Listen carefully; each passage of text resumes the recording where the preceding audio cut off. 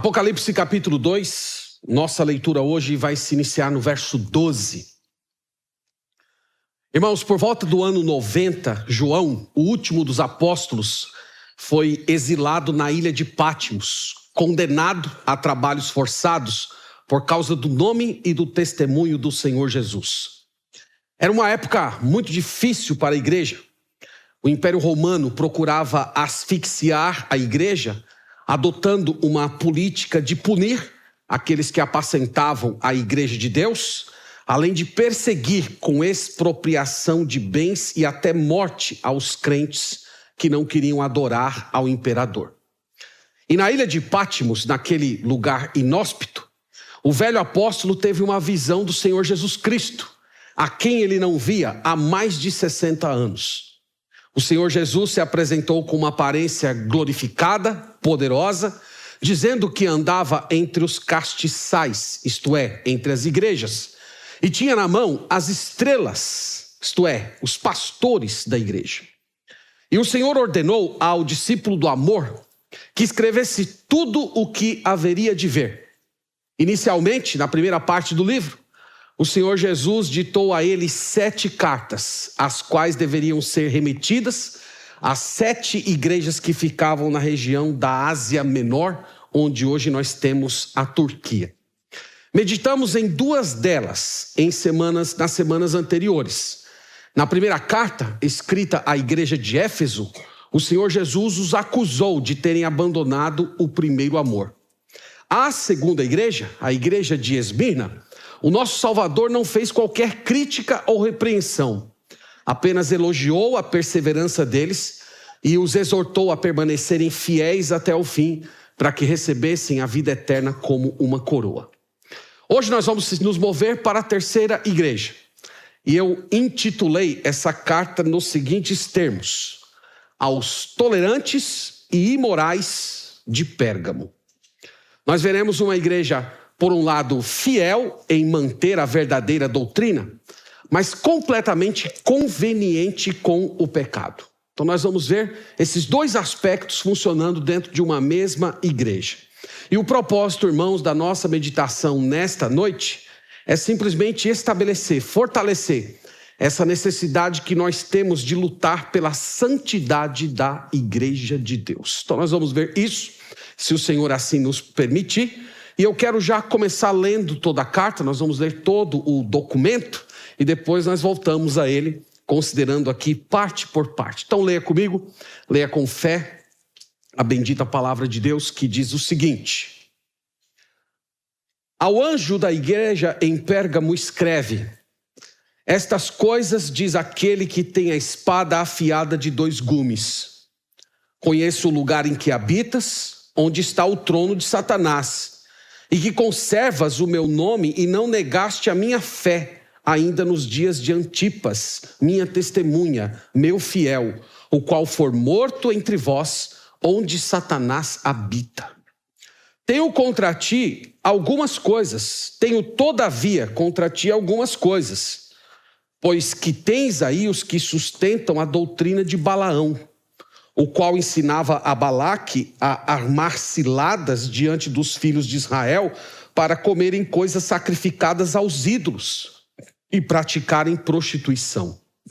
Outro sim, também tu tens os que da mesma forma sustentam a doutrina dos nicolaítas. Portanto, arrepende-te, e se não, venho a ti sem demora, e contra eles pelejarei com a espada da minha boca. Quem tem ouvidos, ouça o que o Espírito diz às igrejas. Ao vencedor, dar-lhe-ei o maná escondido, bem como lhe darei uma pedrinha branca, e sobre essa pedrinha escrito um nome novo, o qual ninguém conhece, exceto aquele que o recebe. Amém. Como eu disse, irmãos, pela leitura vocês devem ter percebido que nós temos uma igreja doutrinariamente fiel, mas ao mesmo tempo completamente vendida a posturas de pecado, especialmente de imoralidade e idolatria. Então nós vamos olhar isso aqui um pouco mais de perto e nós vamos seguir o curso natural da carta, né? É uma correspondência E toda correspondência tem um destinatário, tem um emissor, tem um conteúdo, uma conclusão. A gente vai seguindo o desdobramento natural desse documento aqui do Novo Testamento. Então vamos começar, irmãos, com o destinatário. O destinatário dessa carta está descrito no verso 12. O texto diz: ao anjo da igreja. Nós já explicamos na primeira mensagem que a palavra anjo é literalmente mensageiro, e no Novo Testamento há dois tipos de mensageiros, os celestiais e os humanos. Os celestiais todos nós conhecemos, aqueles seres criados por Deus, mas há também os mensageiros humanos, os pastores, os líderes. Então, a melhor interpretação apresenta aqui que essa correspondência é dedicada ao pastor da igreja, ao mensageiro da igreja, ao anjo da igreja, por assim dizer, e ele seria o responsável por levar aquela mensagem de Jesus para toda a igreja. Esta igreja aqui estava situada em uma cidade, a cidade de Pérgamo. Eu trouxe aí um mapa para mostrar aos irmãos onde nós temos aí a localização de Pérgamo no mapa. Deixa eu ver aqui será que o apontador está funcionando? Vamos tentar aqui, né? Tá, irmã? Tá? Pela fé. Vamos ver aqui se está funcionando. Está funcionando. Olha aqui. Então nós começamos aqui a nossa trajetória do Apocalipse em Patmos. Nós estamos aqui na costa da Turquia. E aqui nós começamos a nossa primeira mensagem em Patmos. Nós nos movemos para Éfeso, depois fomos para Esmirna e ao norte nós temos Pérgamo. Só para os irmãos notarem, isso aqui era uma rota comercial no primeiro século. Então as pessoas se locomoviam por aqui. Então João recebeu 7 cartas do Senhor Jesus aqui e ele teve que fazer 7 cópias de todo o Apocalipse e remeter para cada uma dessas igrejas aqui para serem lidas pelos seus respectivos pastores. Aqui nós temos um mapa moderno da Turquia e a cidade que se chamava no primeiro século de Pérgamo, ela hoje está aqui, ó, Bergama. Quando vocês forem lá à Ásia Menor, nós vamos fazer aqui na igreja ainda uma viagem, viu? Pela rota do Apocalipse. Depois que a gente terminar essas mensagens, nós vamos lançar essa viagem aqui para vocês. Isso aqui é para deixar vocês aquecidos, tá bom? E aí nós vamos passar pelas ruínas de Pérgamo e ver lá o que havia naquela cidade. Irmãos, era uma cidade grande, era uma cidade que ficava numa colina. E essa cidade, ela foi marcada no primeiro século por um centro acadêmico. Ela tinha uma biblioteca com mais de 200 mil volumes. Você imagina isso? No mundo antigo, quando todas as obras eram escritas à mão, era simplesmente uma coisa colossal. Ela só perdia para a grandeza da biblioteca de Alexandria. Mas essa biblioteca toda foi perdida por Marco Antônio. Vocês lembram do Marco Antônio, lá de Roma, que se apaixonou por Cleópatra? Pois é, ele quis impressionar Cleópatra com um presente muito elevado e ele resolveu dar a ela 200 mil cópias dos livros que estavam lá naquela cidade.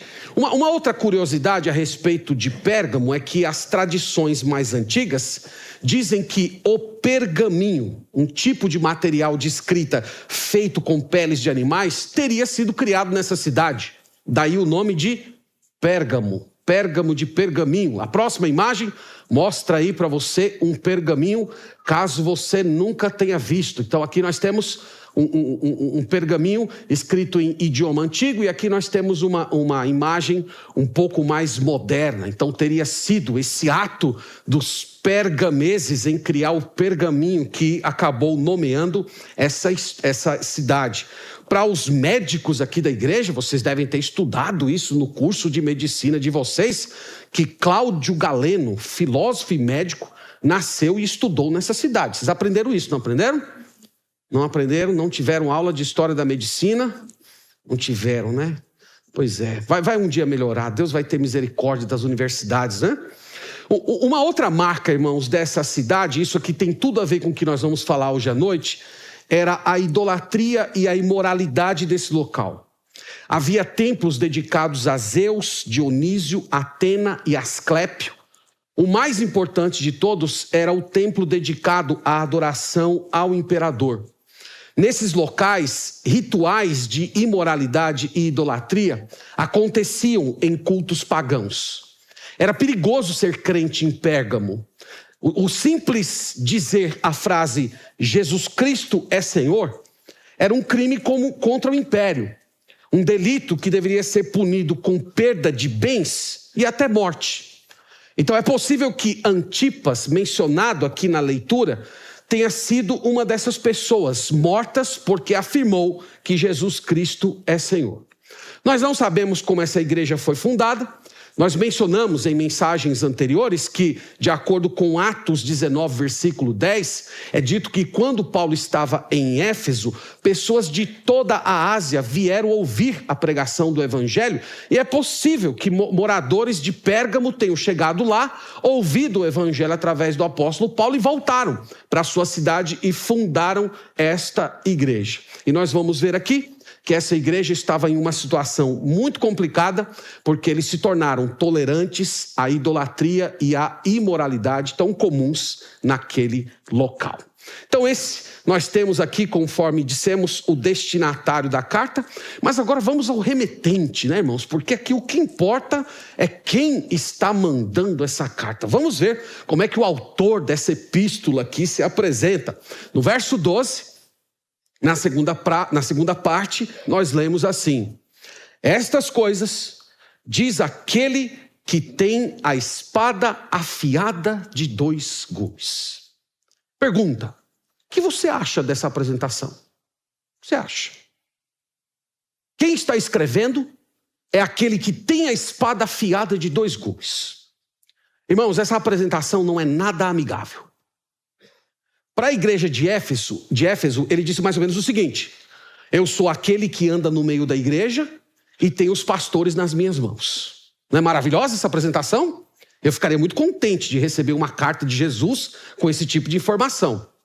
Aos crentes de Esmirna, ele disse assim: eu sou o eterno, aquele que é infinito, eu morri, mas tornei a viver para sempre. É maravilhosa essa apresentação. É uma forma cheia de conforto de se apresentar para o seu povo. Muito encorajador, inclusive para os crentes que estavam sendo esmagados. Mas para os crentes de Pérgamo, Jesus se apresenta dizendo que ele é aquele que tem uma espada afiada, que corta em todas as direções. Essa descrição, irmãos, ela aparece no capítulo 1, versículo 16, mas é no capítulo 19, versículo 15, que nós temos a indicação clara do significado dessa apresentação. Quero levá-los até lá, deixa aí o capítulo 2 marcado, e vamos ao 19. E lá no capítulo 19 você vai entender por que Jesus se apresentou nesses termos que acabamos de ler.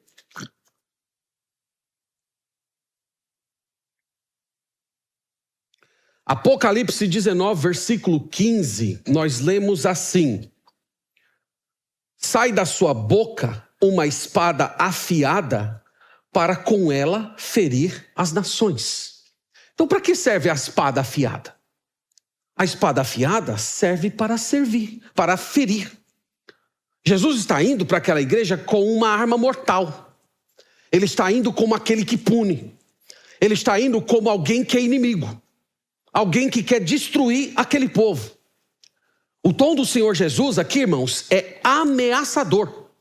Ele não estava vindo para consolar, para fortalecer, para trazer conforto na alma. Ele vinha como inimigo desses irmãos. É simplesmente uma apresentação terrível. Então vamos seguir e vamos ver o que Jesus diz a respeito desta igreja. No versículo 13, torne lá, por favor, ao capítulo 2, nós temos um elogio. Jesus, primeiramente, elogia essa igreja. E vamos ver o que ele diz. Ele fala assim: conheço o lugar em que habitas, onde está o trono de Satanás, e que conservas o meu nome e não negaste a minha fé, ainda nos dias de Antipas, minha testemunha, meu fiel, o qual foi morto entre vós, onde Satanás habita. O elogio do Senhor Jesus, irmãos, começa nesses termos. Ele afirma que sabia que o local onde eles viviam era o trono de Satanás. Então Jesus diz: eu sei o que está acontecendo.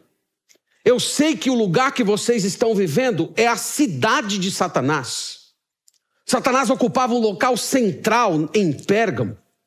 Os irmãos sabem que o diabo, ele é o arqui-inimigo da igreja e ele está atacando implacavelmente o povo de Deus, semeando cristãos nominais, falsos mestres, perseguição. Mas não é o caso desses crentes aqui. Esses crentes, eles estavam lutando contra o leão no próprio covil dele. Eles estavam batalhando em uma guerra no próprio quartel-general de Satanás, no lugar do seu trono. É possível que essa expressão, trono de Satanás, se refira a 3 grandes templos que havia nesta cidade. Eu trouxe aí algumas imagens para mostrar para os irmãos terem uma ideia o que Jesus provavelmente quer dizer com o trono de Satanás. Primeiro, nós temos um altar dedicado a Zeus. Isso é uma réplica desse altar que hoje está em um museu naquela cidade. Ele tinha 36 metros de largura por 34 de profundidade. Era uma grande obra de arte do mundo antigo. E uma vez, irmãos, que Zeus não existe e que toda a idolatria é uma obra de Satanás, nós poderíamos dizer que o grande homenageado desse prédio, no final das contas, era o arqui-inimigo das nossas almas. Então, provavelmente o trono de Satanás seja uma referência a isso. Há um outro monumento, pode passar a próxima imagem, que era dedicado ao deus Asclépio. Isso aqui os médicos conhecem muito bem, não é? Então, o Asclépio, ele é retratado aí como uma cobra, é o símbolo dos médicos até hoje, né? Vocês nunca vão chamar os médicos de raça de víboras por causa disso, viu? Uma vez eu vi um médico ofendendo a outro, por isso que eu estou dizendo isso. Uma vez eu vi um médico dizendo que quando Jesus disse lá para os fariseus, ou quando João Batista disse aos fariseus, raça de víboras, ele tinha os médicos em mente, né? Por causa do deus Asclépio. Isso não é verdade, viu? Os médicos daqui da igreja são uma bênção, viu? Eles não têm nada a ver com esse tipo de espírito aí. Mas o fato, irmãos, é que aí nós temos as ruínas do deus Asclépio, nós temos a imagem que até hoje é utilizada como símbolo da medicina, e o templo de Asclépio era repleto de cobras não venenosas no chão e descendo pelas paredes.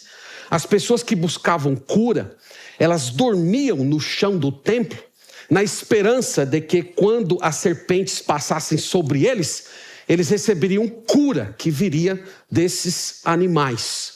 Então nós poderíamos dizer que esse aí seria mais um templo dedicado a Satanás, no final das contas. É significativo Satanás ser chamado no Apocalipse de a antiga serpente. É a serpente que está passando aí por cima das pessoas, mas evidentemente sem trazer saúde, destruindo a vida com Deus. O outro monumento, o mais importante, pode seguir a imagem, era onde se cultuava o imperador. Aí nós temos uma réplica dele. Durante o reinado de Diocleciano, vários crentes dessa cidade foram mortos porque eles se recusaram a cumprir um decreto real que dizia que os crentes deveriam construir estátuas em homenagem a Asclépio. Então os nossos irmãos foram mortos.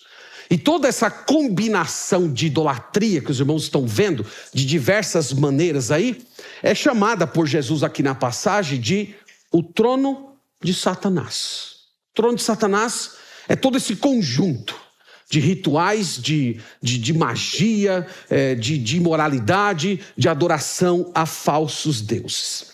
Então, Jesus, irmãos, nesse versículo aqui que lemos, ele tem um elogio para esses crentes. Vamos continuar a leitura e ver aqui o que Jesus diz a respeito da postura desses irmãos. Ele fala assim: conheço o lugar em que habitas, onde está o trono de Satanás, e que conservas o meu nome e não negaste a minha fé, ainda nos dias de Antipas, minha testemunha, meu fiel, o qual foi morto entre vós, onde Satanás habita.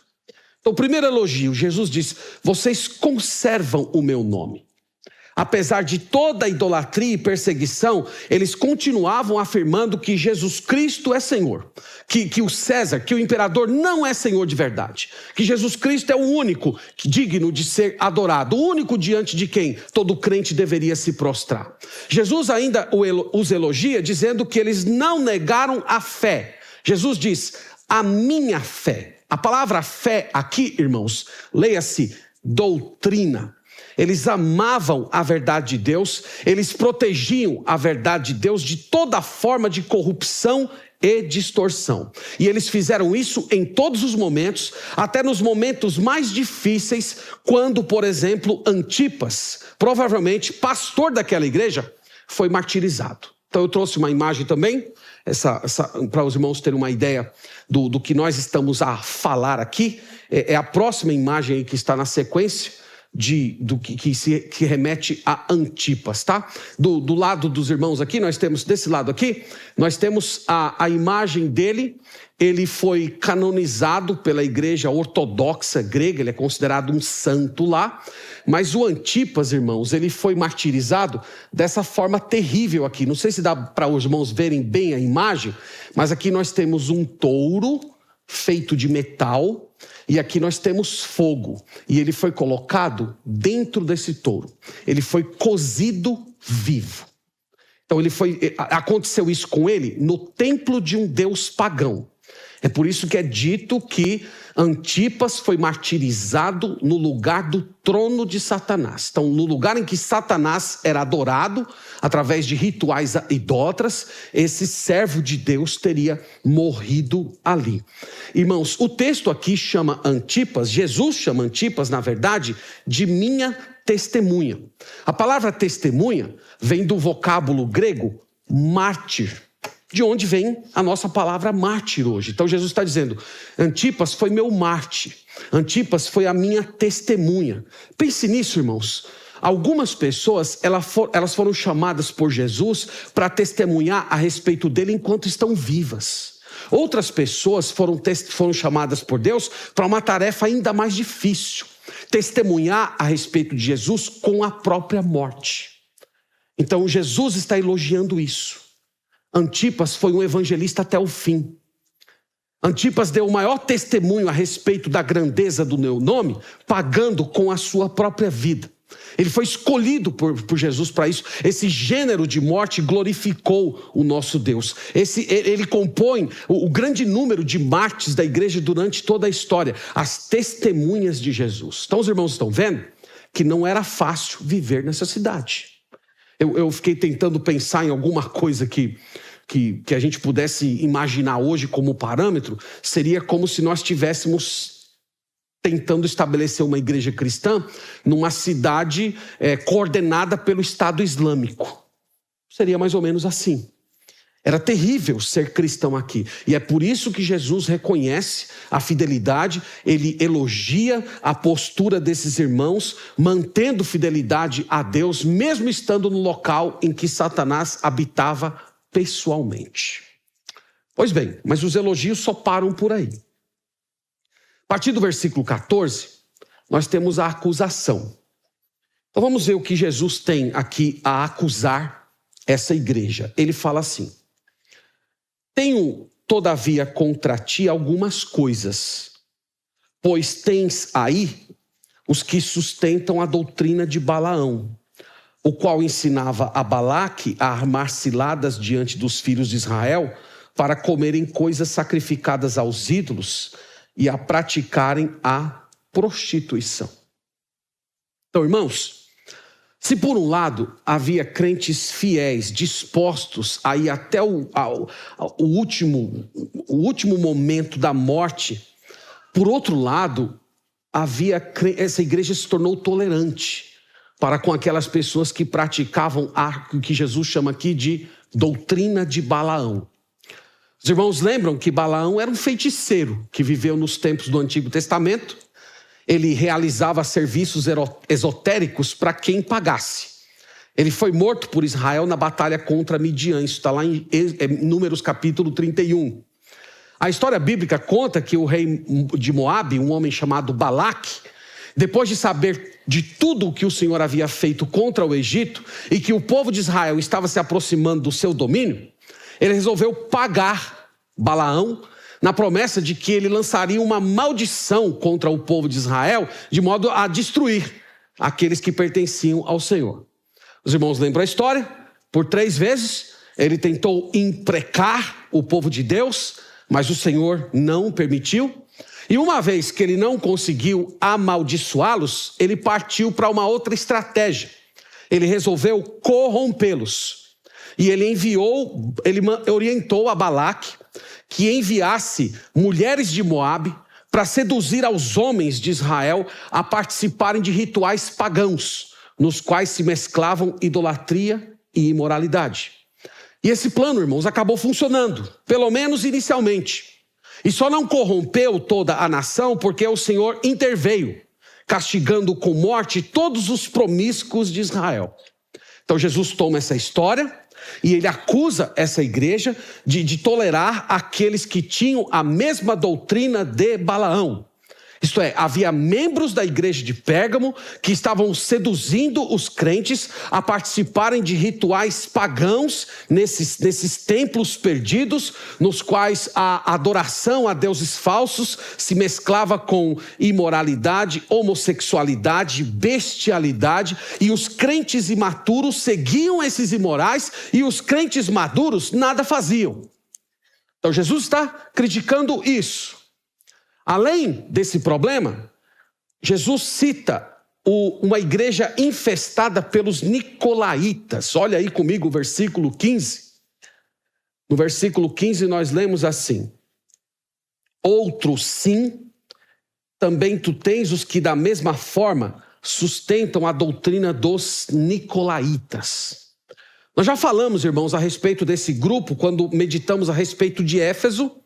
Segundo Irineu de Leão e Clemente de Alexandria, dois dos pais da igreja antiga, os nicolaítas eram um grupo que procurou corromper a igreja de Deus, convencendo os crentes a participar de rituais pagãos e imorais.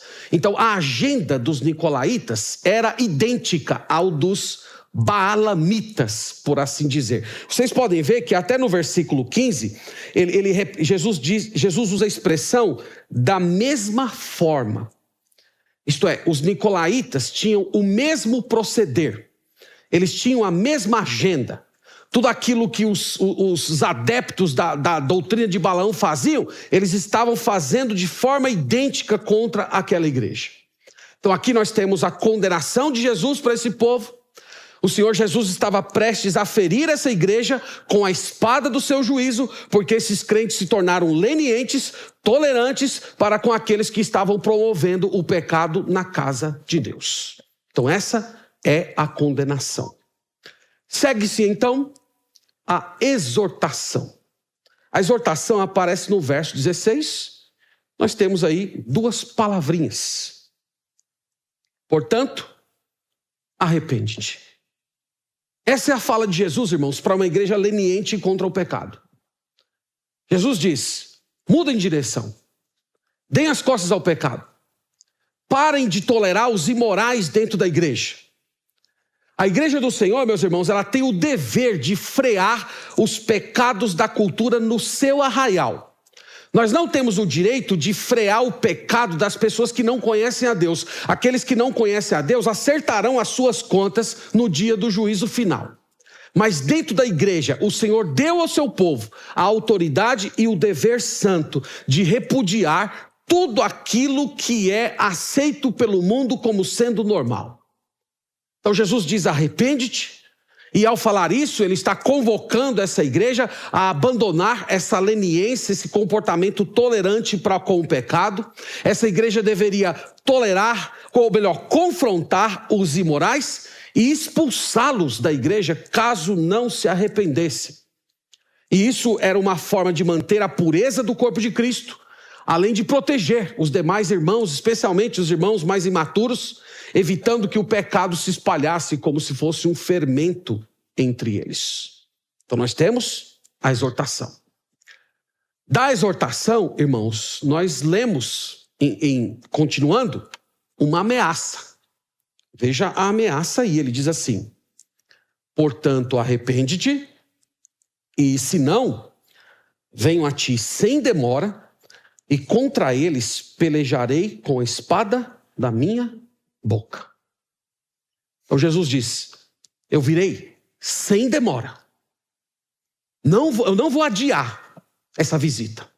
É em breve. Em breve o Senhor Jesus feriria aquela igreja com a espada que sairia da sua boca. Antipas, meus irmãos, foi ferido com a espada dos romanos. Mas pior do que isso é ser golpeado por aquele que tem todo o poder nos céus e na terra e tem as chaves da morte e do inferno. A mesma arma que o Senhor Jesus um dia utilizará para ferir o anticristo e todos os rebeldes, conforme diz Apocalipse capítulo 19, na sua segunda vinda, será o instrumento através do qual ele aniquilaria aquela igreja, caso ela não se arrependesse. Então Jesus tem uma fala muito dura, ele tem uma fala de ameaça para aquelas pessoas que eram incorrigíveis na própria imoralidade e idolatria. No versículo 17, irmãos, nós temos um apelo. Nós lemos assim, olha o apelo do Senhor Jesus, na primeira parte do verso 17. Quem tem ouvidos, ouça o que o Espírito diz às igrejas. Essa frase nós já vimos nas outras epístolas, ela vem sempre repetida. E aqui, irmãos, o Espírito Santo de Deus está expandindo essa exortação para todas as igrejas. Em outras palavras, essas advertências, elas não pertencem exclusivamente à igreja de Pérgamo. O Espírito Santo fala que essas palavras existem para todas as igrejas.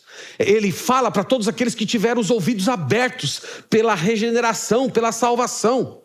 Em outras palavras, essas ameaças continuam ecoando para toda e qualquer igreja que faz vista grossa para os pecados dos seus próprios membros. Essas palavras são para as igrejas. E queira Deus, meus irmãos, que todas as igrejas ouçam esse apelo e que o temor a Deus e o amor pela santidade do seu nome superem o medo de desagradar as pessoas. Porque hoje muitas igrejas preferem desagradar o Senhor e agradar os seus próprios integrantes. E igrejas que andam por esse caminho, elas se tornam inimigas do Senhor Jesus Cristo. Depois do apelo, nós temos uma promessa. Vamos ver a promessa, começando aqui ainda no versículo 17. Logo depois desse apelo, nós lemos assim: ao vencedor dar-lhe-ei do maná escondido, bem como lhe darei uma pedrinha branca, e sobre esta pedrinha escrito um nome novo, o qual ninguém conhece, exceto aquele que o recebe. Essa promessa, ela foca no vencedor. Quem é, irmãos, o vencedor? De acordo com a epístola, o vencedor é aquele que persevera. O vencedor é aquele que não cede aos apelos da própria carne. O vencedor é aquele que luta pela santidade da igreja de Deus, do seu próprio corpo. O vencedor é aquele que diz não quando os imorais, os idólatras, os beberrões o convidam para se enlamear no pecado.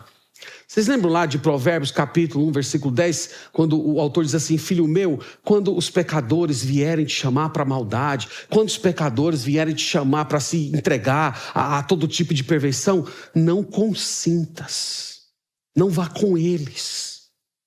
Então esses irmãos são os vencedores.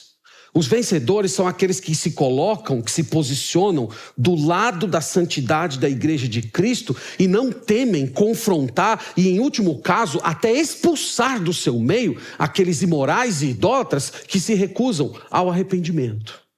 Esse é o vencedor. A promessa existe para essas pessoas. Então Jesus aqui apresenta 2 prêmios que ele dará ao vencedor. Vamos olhar cada um deles é glorioso. Primeiro ele diz: ao vencedor dar-lhe-ei o maná escondido. Existe o maná escondido.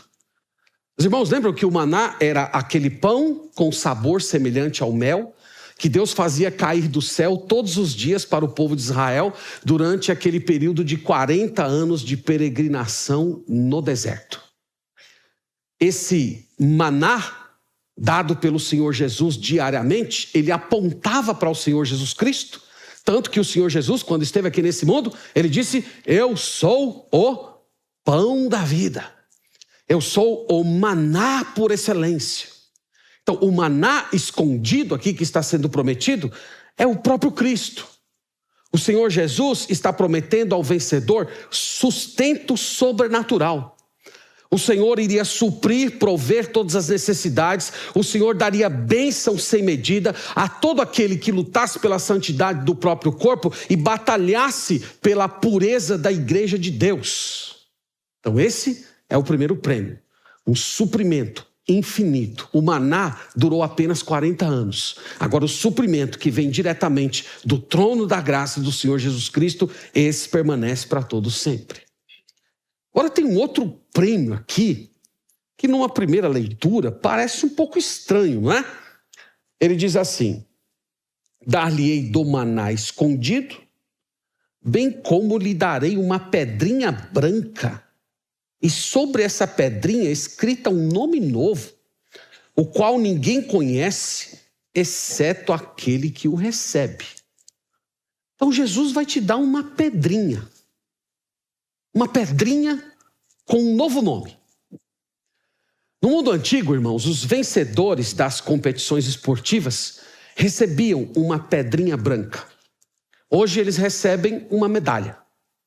Mas essa pedrinha imortalizava aquele triunfo e dava ao vencedor o privilégio de participar da grande comemoração, da grande festa dos vencedores, um evento que ocorria no final da competição. Então Jesus está empregando essa imagem que era tão comum no homem do primeiro século, para dizer que havia um prêmio para todos aqueles que lutavam contra o pecado.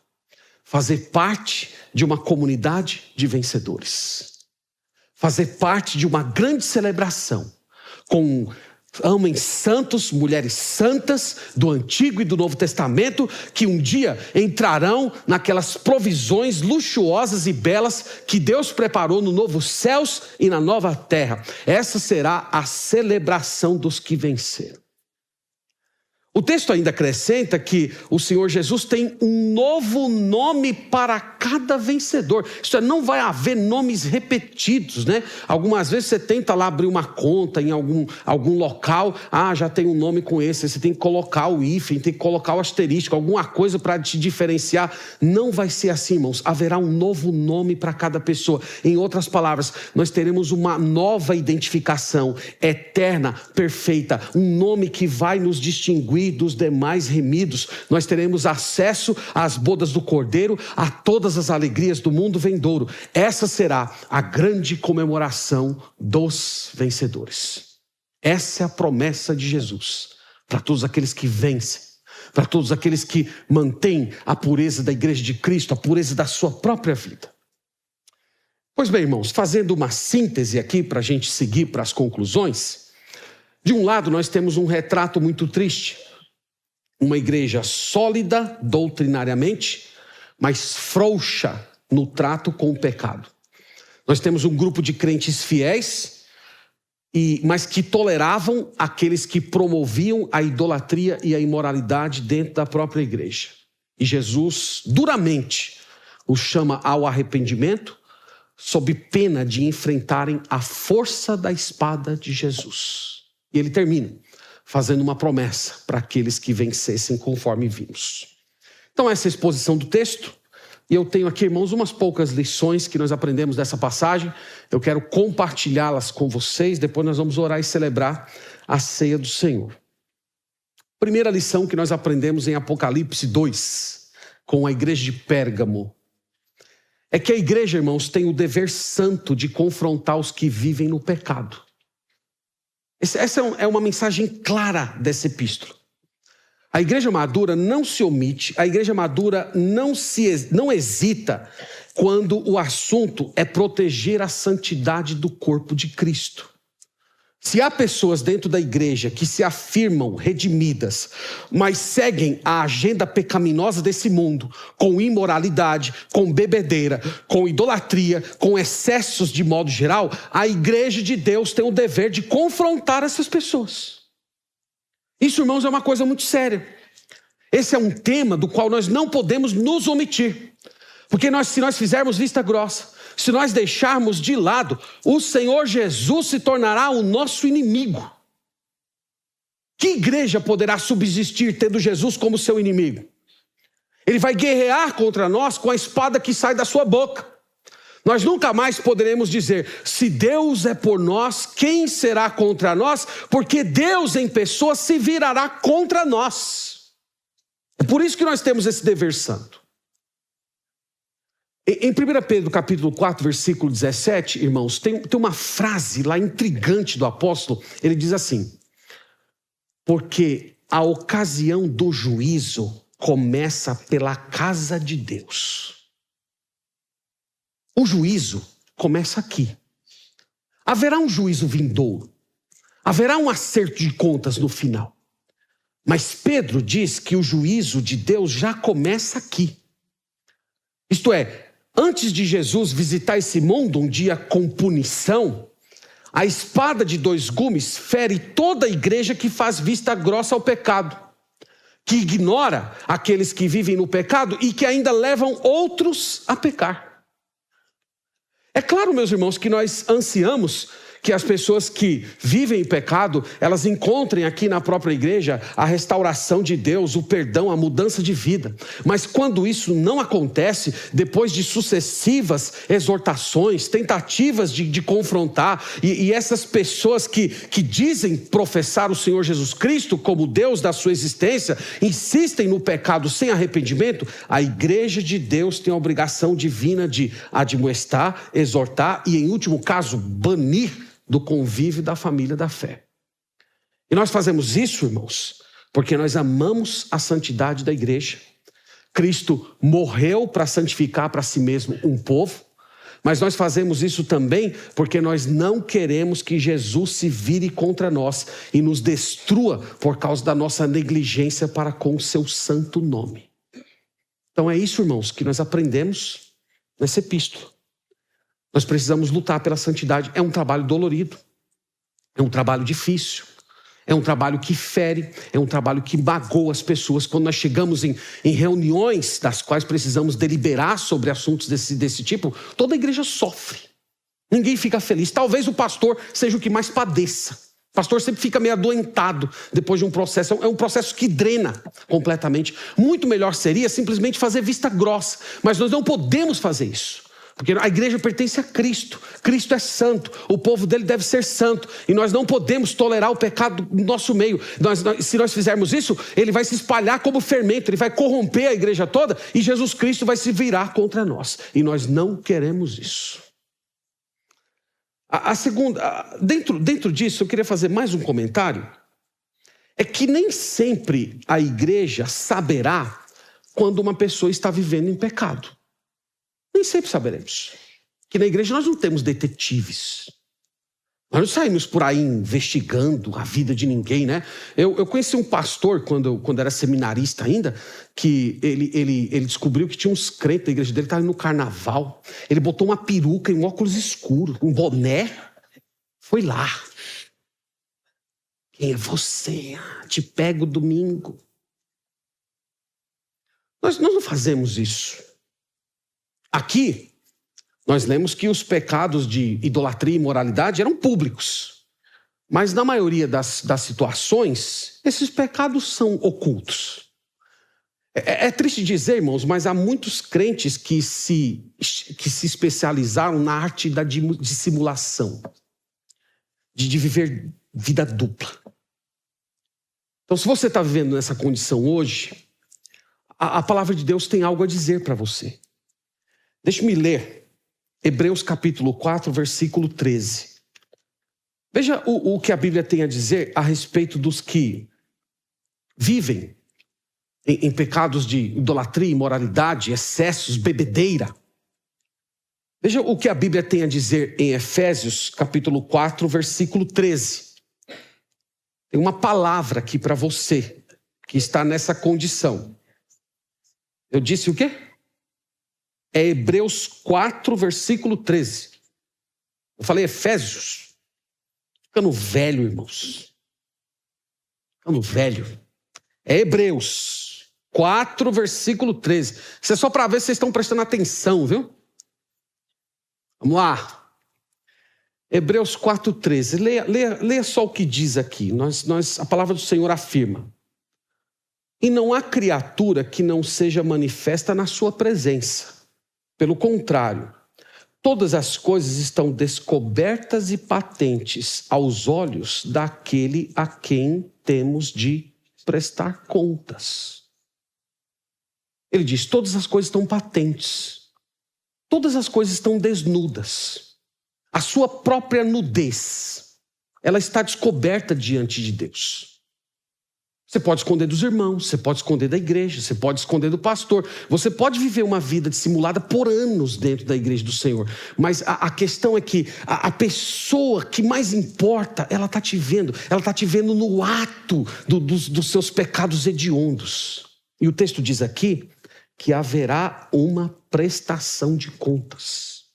Ele termina o versículo dizendo isso. Você vai se encontrar com ele. Ele vai te visitar com a espada. Ele vai te tratar como inimigo até que você se arrependa. E se você passar para a eternidade na situação que você está hoje, você vai ser envergonhado no tribunal de Cristo. Lá em 1 Coríntios capítulo 3, fala que você será salvo como que através do fogo. O crivo das suas atitudes irão passar pelos olhos fulminantes de Jesus, e ele vai ver na sua história apenas madeiro, feno e palha, e você sofrerá dano naquele dia. É terrível, irmãos, tudo isso. Então a exortação da palavra de Deus para você essa noite é: arrependa-se. Foi o que o Senhor disse para essa igreja. Se arrependa, dê as costas, se humilhe diante de Deus, se quebrante, vire-se para os seus pecados, clame pela misericórdia divina e não descanse até Deus te dar o dom do arrependimento. Não apenas um arrependimento de palavras, não arrependimento como aquele simples remorso que muitas vezes o crente sente quando faz alguma coisa errada, mas que no outro dia volta a fazer a mesma coisa. Um arrependimento real, profundo, verdadeiro, como aquele de Pedro, que chorou amargamente, que sentiu na própria pele a dor de ter dado as costas ao Senhor Jesus Cristo. Que o Senhor te dê esse arrependimento antes que você seja ferido pela espada de Deus. A Bíblia diz que coisa terrível é cair nas mãos do Deus vivo. E eu espero que essa não seja a sua sorte. Eu espero que você se arrependa e creia no Senhor e mude de vida.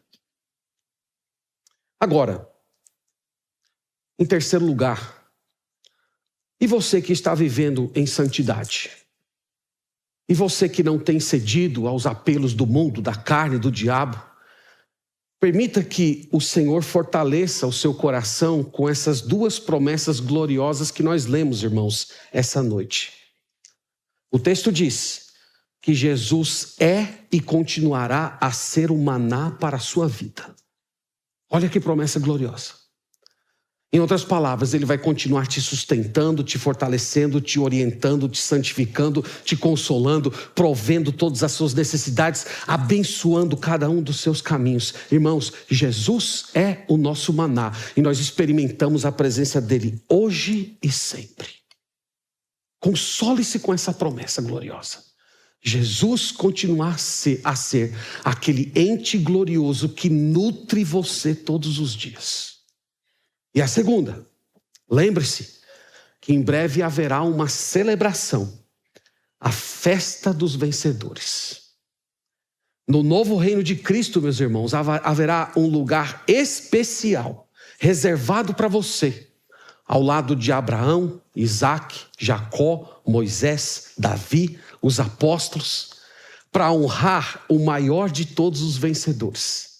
Aquele que venceu a morte, o inferno e o pecado, Jesus Cristo de Nazaré. E nesse dia, você não será mais um no meio da multidão. Você não vai ser alguém que vai assistir de longe essa celebração gloriosa. Não, o texto diz que Deus te chamará pelo novo nome. Ele vai te tratar com distinção. Ele vai tratar você particularmente. Ele vai chamar você pelo seu próprio nome. Você não vai ser um desconhecido naquela festa. Você vai estar na celebração mais gloriosa desse universo e você vai ser conhecido. Na verdade, você já está sendo esperado como um convidado de honra para esse dia. Que maravilhosa promessa, irmãos, de Deus para aqueles que vivem em santidade. Portanto, vale a pena lutar pela pureza. Vale a pena manter-se santo aos olhos de Deus. Se aposse, portanto, dessa promessa e se santifique ainda mais perante o Senhor. Batalhe pela santidade da igreja de Deus e mantenha a sua pureza pessoal, porque Jesus Cristo tem algo glorioso reservado para você quando Ele vier estabelecer o seu reino nesse mundo. Que Deus nos abençoe, meus irmãos, e que tanto os confrontos quanto os consolos de Deus sirvam para abençoar os nossos corações. Amém? Vamos orar ao Senhor, vamos agradecer a Deus por esta palavra. Senhor, nós te bendizemos, nós te agradecemos, nós te louvamos. O Senhor é maravilhoso, o Senhor fala conosco de diversas formas. O Senhor nos ensina, nos admoesta, nos confronta. E nós te agradecemos, Senhor, porque essa nutrição espiritual chega a nós de diversas maneiras. Nós oramos, Senhor, em prol da nossa igreja. Nós queremos e ansiamos, Pai, para que esse local seja um ambiente marcado pela pureza. Ajude-nos, Senhor, a amarmos mais a Tua santidade do que a nós mesmos, do que amarmos as nossas paixões, os nossos pecados. Ajude-nos, Senhor, a militar pela pureza da igreja, mesmo que isso doa em nós. Ajude-nos, Senhor, a vivermos em fidelidade à Tua palavra, aos Teus ensinos. E eu oro, Senhor, por aquelas pessoas que estão vivendo no pecado. Aquelas pessoas que se entregaram à promiscuidade, à bebedeira, ao falatório, à fofoca, à desonestidade, à ausência de integridade. Nós oramos em prol dessas pessoas, Senhor. Tenha misericórdia delas. Conceda-lhes arrependimento. Arrependimento verdadeiro. Quebrante o coração, Senhor. Nós clamamos que o Senhor tenha paciência com essas pessoas, que elas ainda encontrem uma possibilidade de redenção e vida nova em Cristo Jesus, experimentando uma santificação plena, total e alegre no Senhor. Nós também, Senhor, expressamos a Ti o anseio pela chegada do dia de Cristo. Nós te agradecemos, Senhor, porque enquanto esse dia não chega, o Senhor continua sendo o maná da nossa vida. Mas nós manifestamos o desejo, Pai, em que estaremos contigo pessoalmente. Nós desejamos, Senhor, participar dessa celebração dos vencedores. Nós desejamos do todo o coração nos sentar à mesa ao lado dos grandes e grandes homens e mulheres, heróis da fé que te serviram com integridade. Nós ansiamos especialmente por termos o Senhor Jesus na cabeceira dessa mesa, o nosso Salvador glorioso que nos conhece pelo nome. Nós pedimos, Pai, por esse dia glorioso. Ora, vem, Senhor Jesus. Vem nos resgatar, vem nos levar para casa. Vem, Senhor, nos buscar para estarmos perpetuamente no Teu reino. Essa é a oração que fazemos a Ti, para a Tua glória, no nome do Teu Filho Jesus. Amém e amém.